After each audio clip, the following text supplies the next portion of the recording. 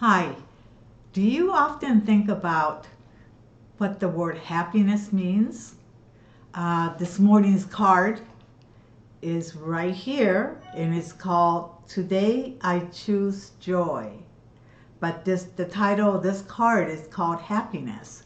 And this is something that seems so elusive to me that for many years I think that I've tried really hard to figure out what really makes me happy.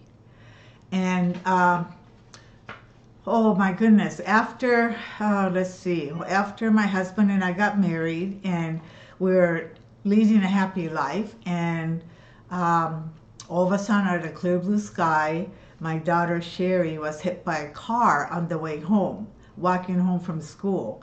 And she was in a hospital for 3 months going through rehab. And our son Ross was younger than her, and he really had a hard time too because everything changed for us.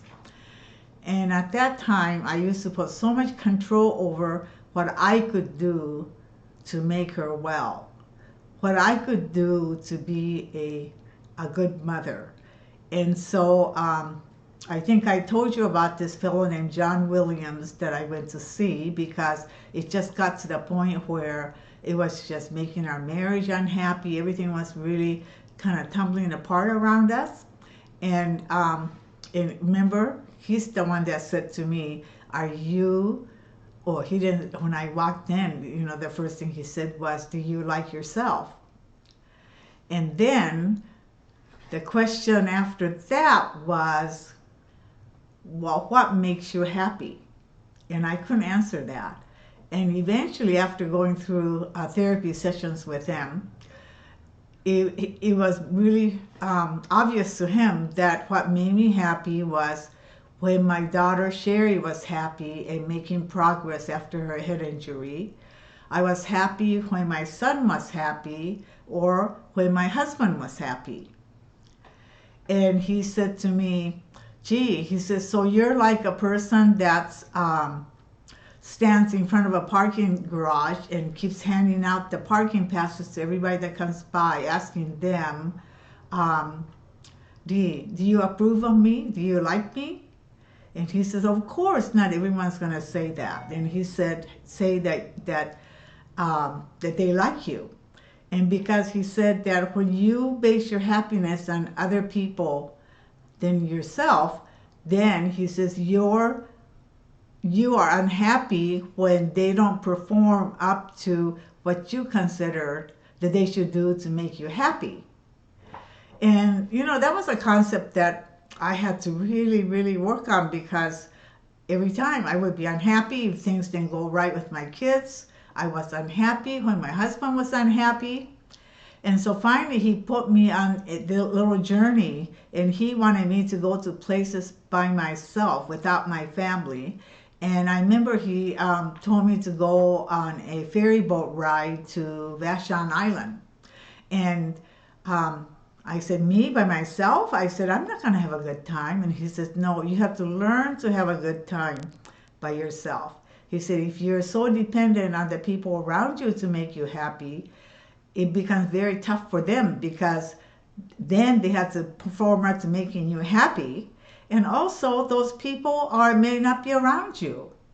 And once when people that you consider uh, important people in your life that makes you happy, when they're not there anymore, then what will you do? Then will you just be unhappy?" So it was quite an exercise, and I had to really probe to see what made me happy first. And then I had to then say to myself, I could make myself happy without anybody around me. And that was a tough deal.